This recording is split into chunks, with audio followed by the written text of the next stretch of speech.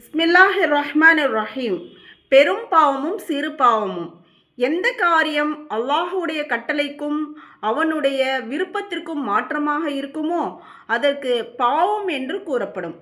பாவங்கள் இரு வகைப்படும். ஒன்று பெரும் பாவங்கள், இரண்டாவதாக சிறு பாவங்கள்.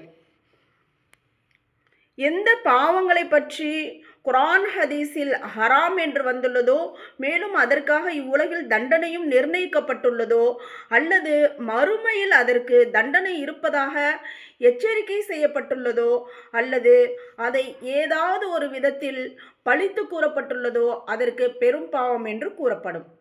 பெரும் பாவங்கள் நிறைய உள்ளன. அவற்றில் சில மட்டும் கூறப்படுகின்றன.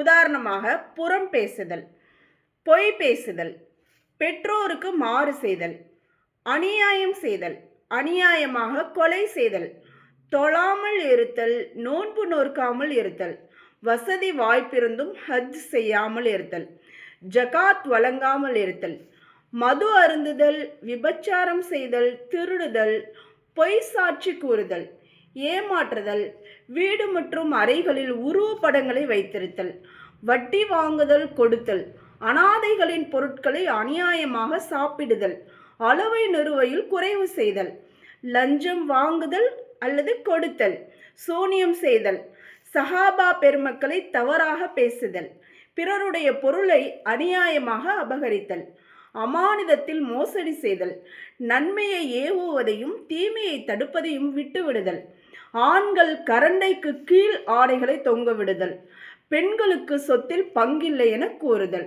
இது எல்லாமே பெரும் பாவங்களில் கணிக்கப்படுது. இந்த எல்லா விஷயங்களையும் நம்ம ரொம்ப கவனமாக இருக்கணும். நாம் தனிப்பட்ட செய்யக்கூடிய பாவங்கள்னால் அல்லாட்ட தௌபா செஞ்சு அல்லாஹ் மன்னிச்சிடுவான். ஆனால் பிறருடைய விஷயங்களில் தலையிடுறது, அந்த பிறரை பற்றி புறம் பேசுறது, அதுக்கப்புறமா பிறருடைய அமானிதத்தில் மோசடி செய்வது, இன்னும் பிறருக்கு சூனியம் செய்வது, சஹாபாக்களை பற்றி தவறாக பேசுறது, இது மாதிரி விஷயங்கள்லாம் சம்பந்தப்பட்டவங்க மன்னிக்கணும். அவங்க மன்னிச்சாதான் அல்லாஹ் மன்னிப்பான்.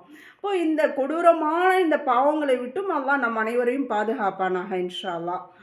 எந்த பாவங்களை பற்றி ஷரியத்தில் எவ்வித எச்சரிக்கையும் வரவில்லையோ அதற்கு சிறு பாவங்கள் என்று கூறப்படும். சிறு பாவங்கள் நிறைய உள்ளன. உதாரணமாக மட்டமான பொருட்களை ஜகாத்தில் வழங்குதல். ஜகாத் கொடுக்கணும், அதுக்காக வேண்டி ஏதோ ஒன்று வாங்கி கொடுத்துடலான்னு சொல்லக்கூடாது. நல்ல தரமானதாக கொடுக்கணும். நின்ற நிலையில் சிறுநீர் கழித்தல், இது ரொம்ப மோசமான விஷயம். நின்ற நிலையில் சிறுநீர் கழிச்சவங்களுக்கு கபூரில் கடுமையாக வேதனை செய்யப்படுதுன்னு கூட ரசூலுல்லாஹ் எச்சரிக்கை செஞ்சுருக்காங்க. தங்கடவாதிகளுக்கு அல்லாஹ் என்ன செஞ்சுருக்கான், சில பேரால் உட்கார முடியாது, உட்கார்ந்து எழுந்திருக்க முடியாது, வயோதிகத்தின் காரணமாக, வேறு ஏதாவது உடல் உபாதைகளின் காரணமாக, அது வேறு விஷயம். வேணும்னு இது மாதிரியான விஷயங்கள்லாம் செய்யக்கூடாது. கைகளால் மட்டும் சைகை செய்து சலாம் கூறுதல். வாயை திறந்து சலாம் சொல்லணும், அஸ்ஸலாமு அலைக்கும்னு. சும்மா தலையை அசைக்கிறது, கையை அசைக்கிறது அப்படி கூடக்கூடாது. மஸ்ஜிதில் வீணான விஷயங்களை பேசுதல். மஸ்ஜித் என்பது தொழுகை, குரான் ஓதுதல், நல்ல விஷயங்களுக்கு பயன்படுத்தணும். உலக விஷயங்கள் தேவையில்லாததை பேசக்கூடாது. பாதைகளில் அசுத்தங்களை போடுதல். பாதைகளை சுத்தமாக வைத்துக் கொள்வதற்கு அவ்வளவு இஸ்லாம் முக்கியத்துவம் கொடுத்திருக்கு. அப்போ அசுத்தங்களை போடுறது ரொம்ப கெட்ட விஷயம். பெரும் பாவங்கள் மற்றும் சிறு பாவங்கள் பற்றி அறிந்து கொள்ள வேண்டிய அவசிய கொள்கைகள். சிறு பாவங்களை தொடர்ந்து செய்து கொண்டே இருந்தால் அது பெரும் பாவமாக மாறிவிடும். அப்போ அந்த சிறு பாவங்கள் தொடர்ந்து செய்வதை நிறுத்திவிடணும்.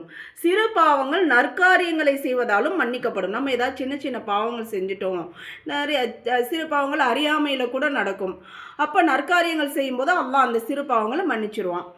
ஒரு பெண் பெரும் பாவம் செய்துவிட்டால் அவள் அல்லாஹ்விடம் உண்மையாக பாவ மன்னிப்பு கோர வேண்டும். பெரும் பாவம் பாவ மன்னிப்பு தேடுவதால் மன்னிக்கப்பட்டுவிடும்.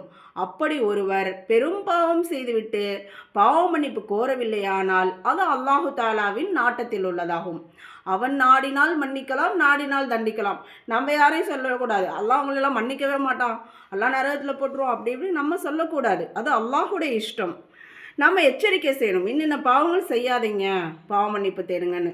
அல்லாஹ் நினைத்தால் சிறு பாவத்திற்கும் தண்டனை கொடுக்கலாம், பெரும் பாவத்தையும் தனது கருணையினால் மன்னித்து விடலாம். சுபஹானல்லாஹ். அல்லாஹ் மிகப்பெரிய மன்னிப்பாளன். பெரும் பாவங்கள் செய்வதால் ஈமான் நீங்கி போகாது. ஆனால் அதை பாவம் என விளங்காமல் இருந்தால் ஈமான் போய்விடும். அப்போ பாவத்தை விளங்கி அதிலிருந்து நம்ம நீங்கிக்கணும் இன்ஷா அல்லாஹ். பெரும் பாவங்கள் செய்பவர்கள் நிரந்தரமாக நரகத்திலேயே இருக்க மாட்டார்கள்.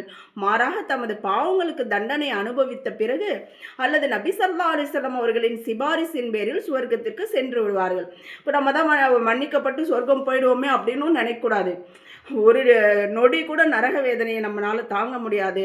அல்லாஹ் இப்படிப்பட்ட சிறு பெரு அனைத்து பாவங்களை விட்டும் நம் அனைவரையும் பாதுகாத்து பரிபூரணமான ஈமானை தந்தருள்வானாக.